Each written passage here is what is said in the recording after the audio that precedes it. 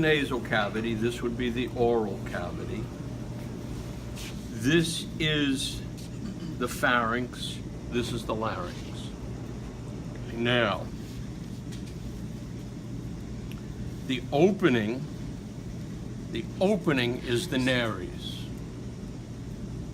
Okay? This would be the external nares. This down here would be the internal nares. This area here is the vestibule. Within the nasal passage are superior, middle, and inferior nasal concha. Another term for them is turbinates. What they do is not only do they increase the surface of the surface of the area, but they swirl the area, the air, and have it come in contact with more surface.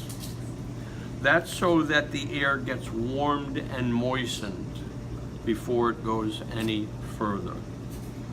The indentations are the meatus, superior, middle, inferior nasal meatus. Now the nasolacrimal duct, from my eye to my nose, I cry, my nose runs. That's because the nasolacrimal duct empties into the nasal cavity at the inferior meatus.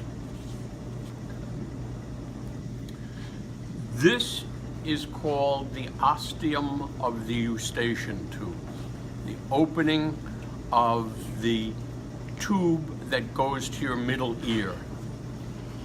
When you go up in an elevator, a high-speed elevator, or when you go up in an airplane, your ears pop, okay?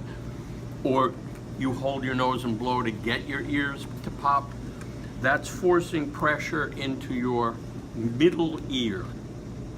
Your middle ear is that part on the inside of the eardrum. Air pressure on the outside and air pressure in the middle should be balanced so that there's no pressure on going one way or the other. We know when we get a cold, this gets blocked. We blow our nose and now all of a sudden it's hard to hear. What's the name again of the pharynx? So that is the ostium, that means opening, of the Eustachian Eustachian tube.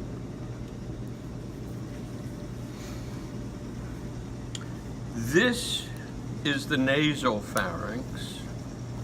This is the oropharynx. And this is the laryngopharynx. Where's the oropharynx? Next to the oral cavity. Okay. This is the maxilla. This is the palatine bone. This is the soft palate. This is the uvula, the thing that dangles down in the back of your neck.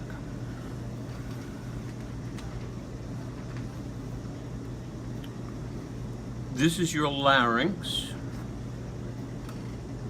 And for that, I want to look at a different picture.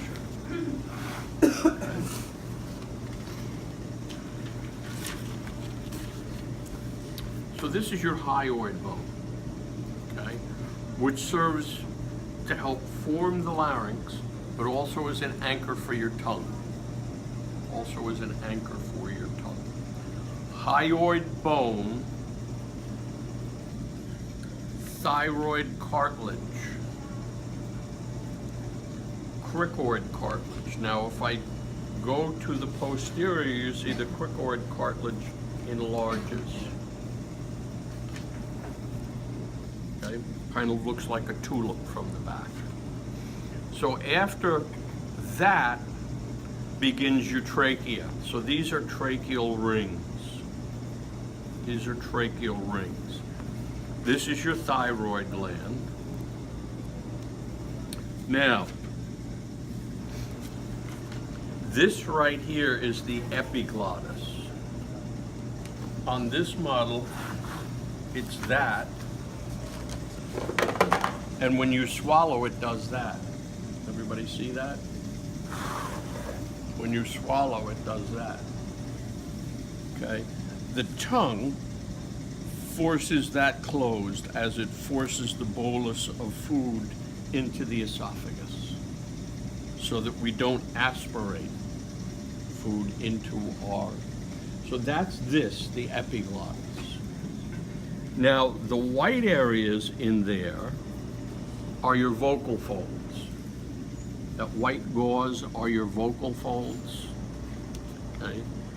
As everybody crowds around, the people in the back can't see. Where are the vocal folds? The white.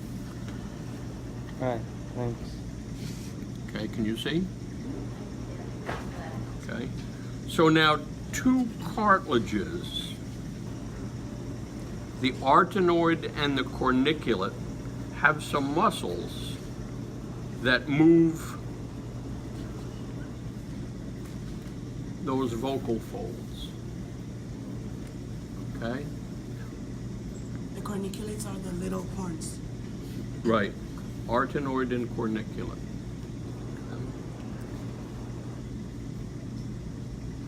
So when they're open, that's the sound you get. And when they're tight and closed, that's the sound you get. Okay? So is that what's affected when you have a sore throat? When you have a sore throat, is that the area that's affected? You have to know everything I've named so far. Was that an oh shit? Just say it again. Okay, now.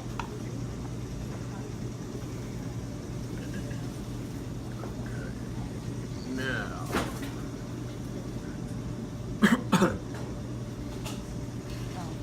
Okay. This is the thyrohyoid membrane. Thyrohyoid membrane. Okay? And this is the cricothyroid membrane. Cricothyroid membrane. Cricoid cartilage? Cricoid cartilage is this. Okay. Thyroid cartilage.